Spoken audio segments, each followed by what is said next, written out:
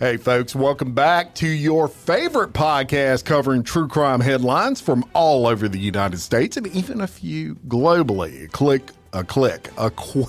click.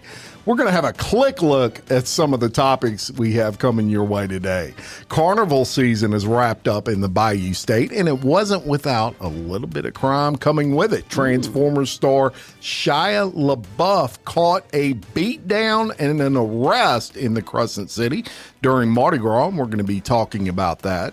Police became a target of a crew on one float in New Orleans where they were intentionally pelted with beads, and we're going to be talking about that. In Florida, a pickleball match.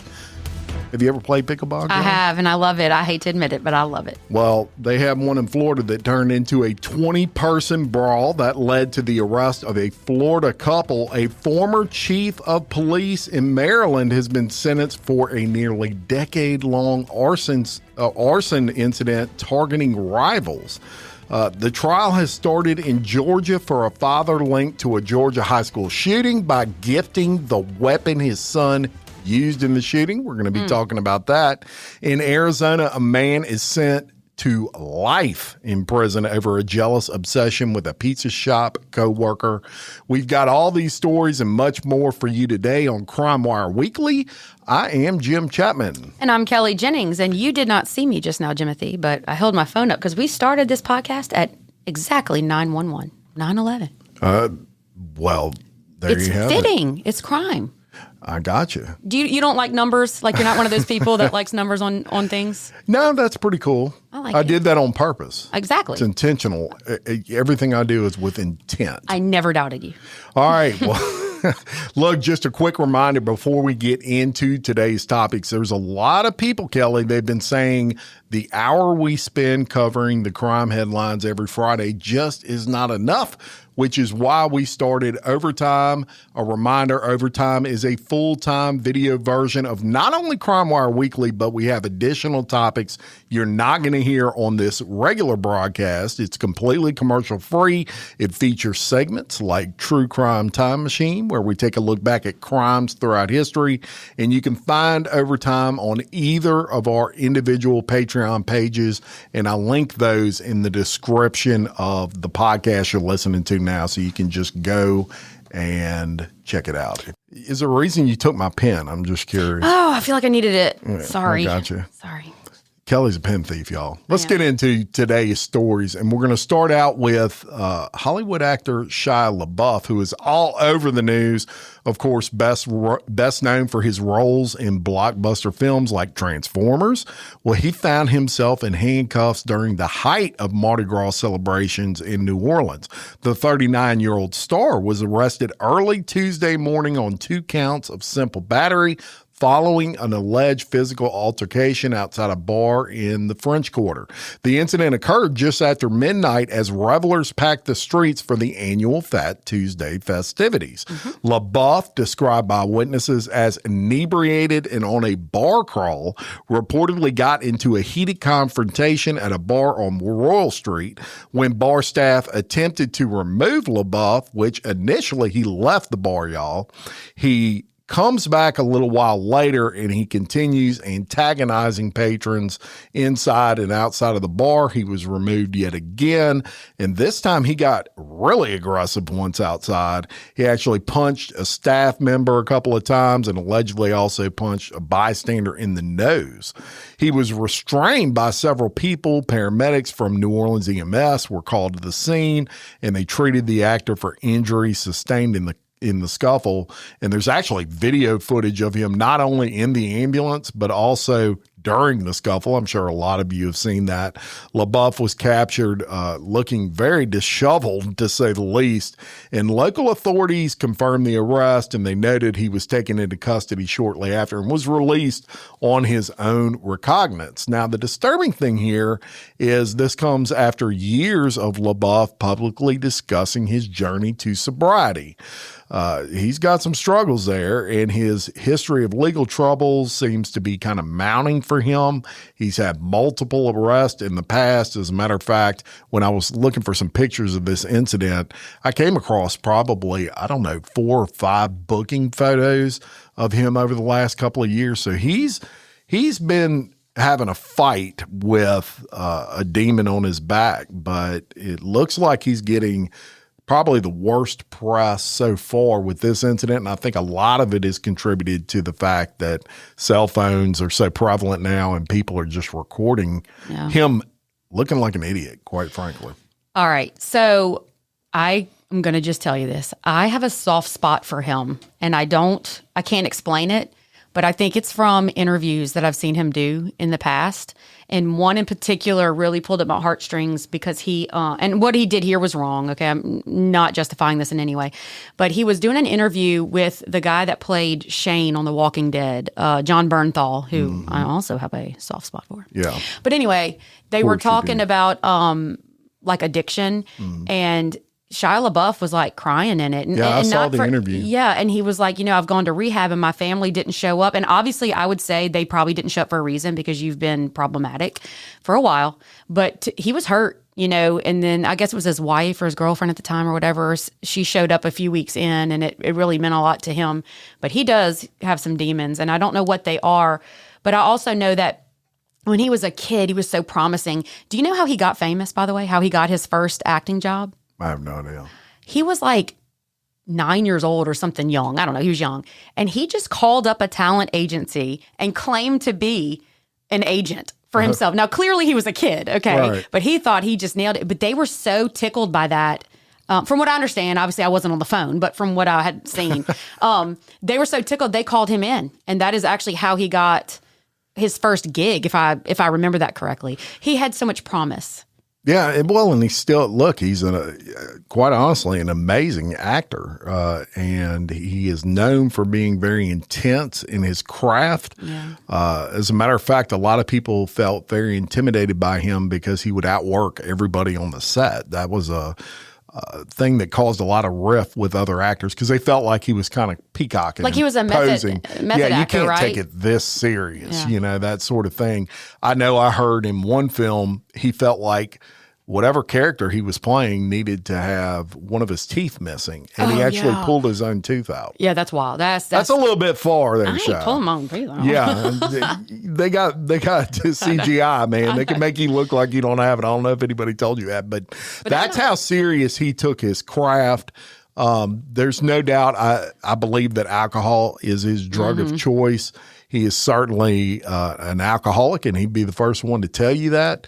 He was claiming sobriety for the last several years, but he's been living in New Orleans for the last year. Yeah. So he wasn't just down here for Mardi Gras. He's been amongst the people. Proof that money and fame and all of that, they don't solve anything. If anything, it probably compounds when you have yes people around you all the time. and you gain that money at such a young age. Yeah. Now, 51, I'll take it. Yeah. And I promise you I ain't going to go off the deep end. Look, Shia, you're just fight people in New Orleans when I'm shit-faced. Shia, you're just like an hour down the road, bro. Call me and I'll be happy to get in a bar fight with you. Yeah. You just foot the bill. Yeah, I really do. Honestly, and we laugh about this, but I really do hope that he gets a hold to the demons that he's facing right now, because he's on a dark path, man, and I know that's a tough habit to kick. It is an everyday battle for the rest of your life. Yeah. So, and anybody who's kicked that, man, shout out to y'all. I know how hard that's got to be to kick that. All right, we're going to stay in New Orleans. And this is going to involve a float that may have messed up, okay? So all 41 riders aboard Float 10 in the Crew of Carrollton Parade were ordered off the float Sunday afternoon after New Orleans police said they intentionally hurled beads at officers in a, quote, aggressive manner, bringing the procession to a brief halt and leaving the elaborate Carrollton Boots-themed float to roll empty through the rest of the route. The incident unfolded as the crew, the fourth oldest parading organization in New Orleans, founded 102 years ago, made its way along the traditional uptown route. NOPD spokesperson Jonathan Morris confirmed that officers deemed the bead throwing intentionally directed at law enforcement personnel stationed along the path of the parade. Video footage shared on social media showed officers in high visibility vests directing riders, some still in their pink or their pale green and silver costumes, to disembark amid the chaos. The float, adorned with oversized boots and festive decorations, proceeded without its revelers past the reviewing stand on St. Charles Avenue, causing a minor delay for subsequent parades. No arrests were made, and NOPD Chief Ann Kirkpatrick announced Tuesday that the department would not pursue criminal charges, leaving the matter to the crew for internal handling. The crew will handle this internally, she said, adding that leadership has already denounced the behavior. In a statement issued Monday evening, the crew of Carrollton expressed outrage and vowed swift accountability. The crew of Carrollton, the fourth oldest parade crew in Mardi Gras, is fully aware of the unfortunate incident that occurred during yesterday's parade, the group said. The safety of our riders and parade goers is paramount. The crew's disciplinary board will thoroughly address this matter, along with any related issues, to ensure all facts are obtained and properly reviewed. Captain Wayne Lee emphasized the crew's support for law enforcement. We stand in full support of the New Orleans Police Department and all supporting law enforcement agencies, and we recognize that without their dedication and service, Mardi Gras parades would not be possible. Mayor Moreno, who had preemptively directed NOPD to remove, cite, or arrest anyone engaging in dangerous behavior, including emptying floats if necessary, issued a stern rebuke. Our law enforcement officers work long hours during Carnival to keep residents, visitors, and parade participants safe. They deserve our gratitude and cooperation, not hostility. Mardi Gras parades are for all audiences and a time to come together with our families to celebrate our community, city, and culture. I won't tolerate anyone intentionally trying to harm kids, spectators, or officers. And that's good. I like that. Louisiana Attorney General Liz Murrells called the actions absolutely appalling and demanded accountability, while U.S. Senator John Kennedy slammed the knuckleheads, as he called them, involved from the Senate floor. Lieutenant Governor Billy Nungesser labeled it as unacceptable and deeply disappointing. The New Orleans Police and Justice Foundation, which met with crew leaders, noted the riders' apologies and the group's commitment to identifying those responsible, with plans to ban them permanently from future rides. The foundation is now collaborating on enhanced safety measures, including potential technology for rider accountability. Crew leaders met with NOPD Captain Anthony Buddy Michaud immediately after the parade to discuss these details, and an internal review is underway. While the crew has not confirmed how many individuals were involved, sources say it was a small group, though the collective removal underscored the severity of that breach. Yeah, and look, this almost never happens. It is a very out-of-pocket experience for this to occur, where it's horrible, first of all, to look. Mardi Gras beads are no joke. You hum them suckers hard enough, really, it hurts. It's like a sack of rocks, man. Yeah. Thrown at the right speed. I can tell you that the parades that I've been to over the years, especially I noticed that this year with the Denham Springs parade, is they would, if you're a police officer, and they'll line up on the roads, to serve for protecting the public, and these floats go down, they give the best stuff to the officer. So they'll get their attention, and they'll toss them like a giant bead or whatever, something that lights up. And I remember thinking, well, that ain't fair. I need to wear a uniform. Yeah. They're getting all the good stuff. So usually there is an overabundance of respect shown for these officers. This is definitely an isolated incident, but I hope they get the max of whatever it is for doing that. Yeah, and you know who else I feel bad for in this are those crew riders who didn't do it. And then if you don't know this, so we have listeners all over the U.S. here, but parades cost a lot of money to be a rider in. So these people have spent thousands. Yeah. Literally. In addition, you got to buy your own beads. Yeah, you buy your own beads, your seat, everything. And if I had to be removed off of that float and paid all that money because some knucklehead, that's the nice way to put it, was pelting officers in the face with beads, you'd have a hearing from me. Yeah. Because that's despicable. And if you've never been to a parade, which to me is just unbelievable, right? Because that's our culture. But those beads, like you said, it's like a missile. And my own child actually got smoked in the face at the same parade, by the way. We were there Saturday. And, kid, she was crying. It hurts. It hurts a lot. And so then to know you were targeted, that's some bullshit there. Especially the people that are keeping you, keeping the drunks at bay. Keeping you safe. Yeah. That's crazy. All right, let's go to Port Orange, Florida. And look, I've never played pickleball. It looks fun, and it is something that all over the country people are really taking to. We just got a huge new center right there in Walker. Yeah, that's right. Pickleball courts. That's right. All over the country, they're building these pickleball courts and things like that. It's known as like old people tennis, basically. Oh my God, because you don't have to fun. run anywhere. The ball just comes right to you pretty much. It's mega wiffle ball is what it is. Yeah.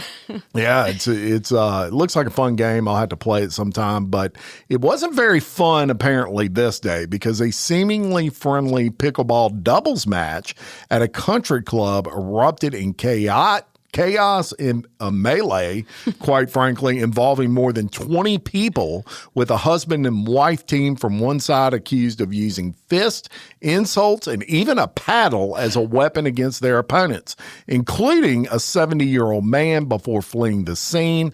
Anthony Saponzia and his wife Julianne, they were 51 years old, both of Florida, were arrested after the brawl at Spruce Creek Country Club. The couple were not members of the exclusive gated community, but they now face felony battery charges and a lifetime ban from the club and its facilities. So the incident unfolded around 11 a.m. during a mixed doubles game match between two husband and wife teams on one of the club's pickleball courts. Tensions boiled over when Anthony Saponzia accused his opponent of violating a fundamental rule of the fast-growing sport, apparently stepping into the kitchen, which I had no idea what that was. It's apparently something in pickleball, a reference. Okay, maybe I don't know how to play pickleball because I've never heard of stepping in the kitchen. Well, what it is it's a 7-foot non-volley zone near the net where the players are barred from hitting the ball in the air.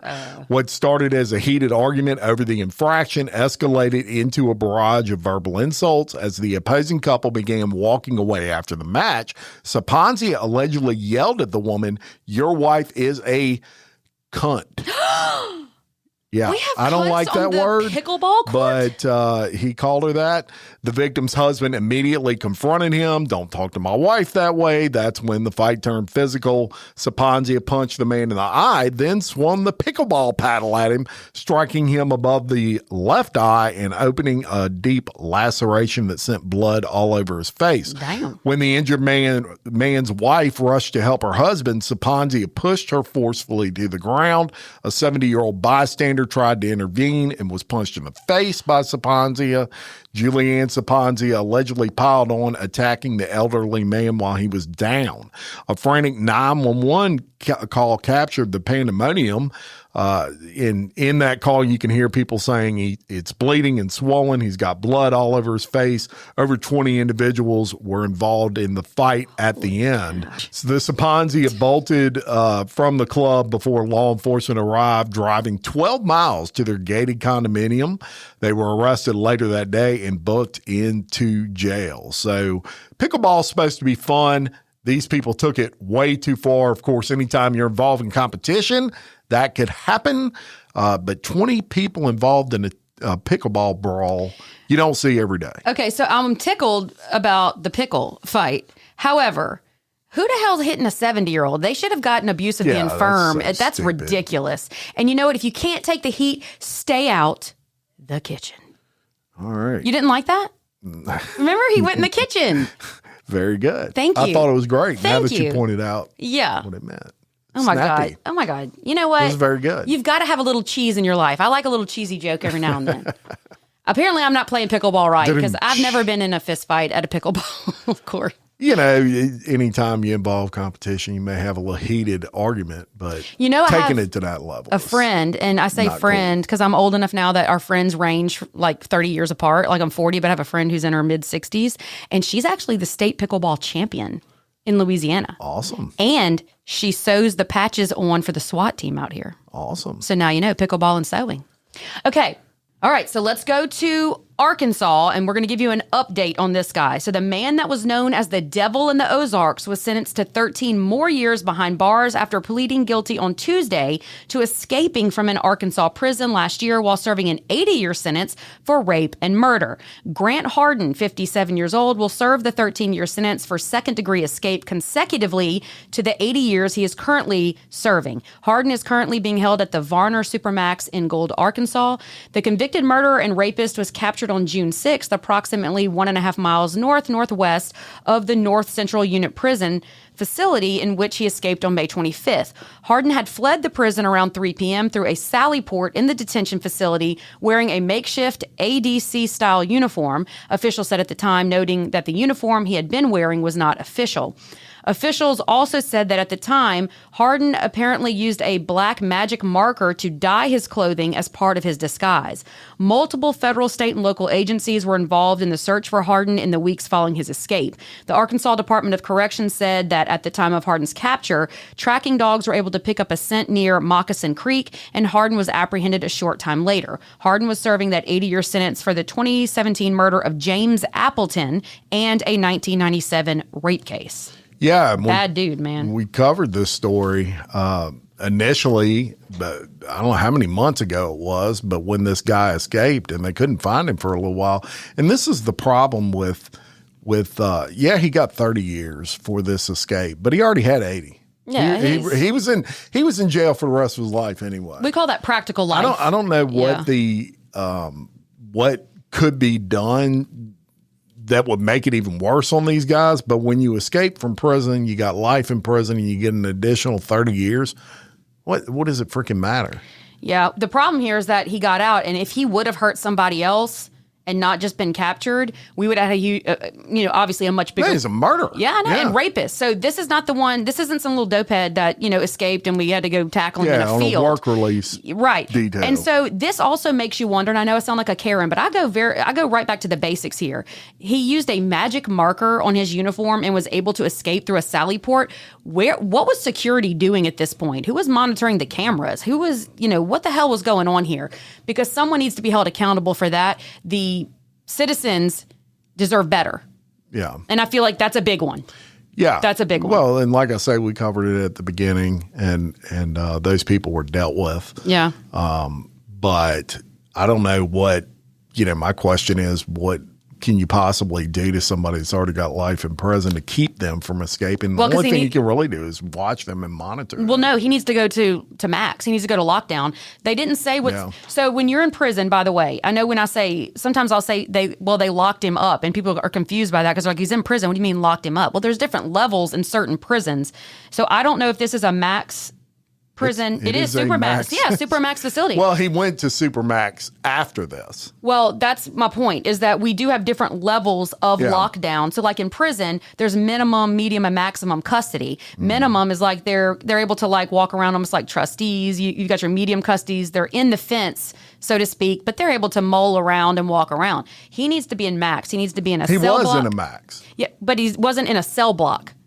No, he was in a max prison facility, but I'm saying he needs to be in max multiple murderer. But he needs to be in max custody within the max prison, which means the highest level he needs to be in a single man cell block, locked up, and he's not got that movement. Well, that's where he's at now. Right. So that was the kind of the consequence for this is he's now been moved to another prison that's considered a supermax prison. And what happens here, which is all single cell. Right. There is no trustees. And I did classification for a living, and I can tell you this: once you escape, you have fucked yourself for the rest of your stay there, because you're going to lose all freedoms or privileges that you would have once had. So, but they need to, come on, you got to do better. Yeah. All right, let's go to Liberty, Mississippi. Tragic story here. A 16-year-old boy from Denham Springs, Louisiana, has been charged with first-degree murder in the shooting death of his father, who had just taken away the teen's phone and gaming system as punishment. Sean Kevin Dozat, who is 51, a longtime tugboat pilot and Denham Springs resident, was killed February 8th at a family home in this small Amite County, which is near the Louisiana border. And some people say Amite, some people say Amite. What do you say? I say Amite because the river is named Amite. It's the Amite River. The Amite River. But if you're from there, you say Amite. I know, but I don't like that. Witnesses, well, I don't think anybody cares. Nobody Kelly does. Jennings. Witnesses told investigators that a fatal confrontation stemmed from the punishment. And I think it's Dozat. Y'all, if I'm mispronouncing that, I apologize. It's either Dozat or Doze, but his son, who was not named in court records due to his age, was arrested at the scene and booked into the Amite County Jail on a murder charge. He is being held on a $50,000 bond, which I found low for murder. Mm-hmm. The incident has devastated the close-knit Livingston Parish community, and this father was a well-known guy for his decades in the maritime industry. At the time of his death, he worked for Turn Services, overseeing more than 20 tugboats along the Mississippi River. He and his wife, Melissa, had recently purchased a home in Liberty, Mississippi. They had dreams of operating a family farm, according to his obituary. The couple had been married for 21 years, and they shared one son. I'm not going to name him right now. Okay. A memorial service was held Saturday at Emmanuel Baptist Church in Denham Springs. This is this past Saturday, drawing hundreds of mourners. Visitation preceded the service, and several people spoke at that. But big problem here with these gaming systems, and I mean, a son killing his father, the fact that he got his pulled away. So my thoughts are this. We are in a society right now where we are hyper fixated on devices and on gaming devices, especially for young people. And this is absolutely no shade towards this family at all. This is just a generality that I'm saying right now, is that the limiting of these systems and these gaming times seems to be paramount. As a former teacher, I can tell you that these gaming systems are affecting these kids more than I think a lot of us realize. Even if they were just playing a basic like Mario game. I'm not even saying they were doing some, crazy Grand Theft Auto game or something like that, because I know there's a whole argument there on that. But let's say you're just playing a generalized game. It becomes an addiction, just like we're addicted to our devices, just like vaping, just like anything else. And the overstimulus of the brain of a young person, and I don't mean to get too technical here, but you take away something that someone depends on, and that's what they want to do all day, every day. It's almost like, think about taking a drug from an addict. He flipped out. Obviously, he did something I would hope that he is totally mortified by at this point, but it can't be undone. Right. It will. I agree with you, and it will affect your brain chemistry. Quite frankly, as a matter of fact, just yesterday, prior to this recording, the CEO of Facebook actually is involved in a lawsuit right now and testified for over 5 hours in California because Facebook has been doing some things that are not exactly on the up and up, as allegedly, as it relates. Yeah, allegedly, clearly. We don't want them coming after us, but some things like if Kelly were to take a selfie and Facebook notices, these algorithms notice, this will blow your mind, that she deleted that selfie. In some cases, that algorithm will assume that Kelly is very self-conscious. Mm-hmm. And so it will start sending her advertisements based off of, books related to people being self-conscious and how to overcome that, things of that nature. These algorithms will actually manipulate based off of your behavior on Facebook. And those reels that play. And I know that's not a game, yeah, such as this situation, but it shows you technology and what it's doing to brain chemistry. Well, I was going to say something else, but I want to jump real quick. I know for a fact that this is the case, but from personal experience, if I'm just watching a baseball game on TV, I also have a device in front of me. Mm-hmm. At the same time, what is happening now? What is it doing to us that we have to have multiple things go, like this constant stimulus? You've got to be just bombarded with images and things. It's like your brain is craving more.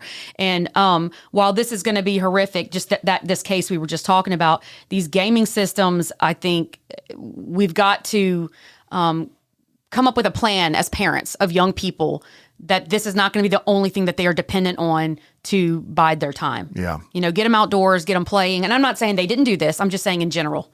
We got to get him off that. I agree. All right, let's go to Rockville, Maryland, where a former Maryland police chief who spent decades in law enforcement was sentenced Friday to 55 years in prison for a string of deliberate fires he set over nearly 10 years, targeting people he viewed as personal enemies. This included his own stepson in what prosecutors called a shocking betrayal of the badge he once wore. David Michael Crawford, 74 of Ellicott City, pleaded guilty in Montgomery County Circuit Court to 2 counts of first-degree arson and 1 count of second-degree arson for fires at family properties in Clarksburg between 2016 and 2020. The sentence, which was handed down by Judge Christopher Kehoe, that's an interesting last name, Jim. Do you remember me doing the Kehoe murders? Mm-hmm. Wow. Wasn't it in that same state? I'm not sure. Anyway, these will run concurrently with the 2 consecutive life sentences plus 75 years Crawford is already serving from a 2023 conviction in neighboring Howard County.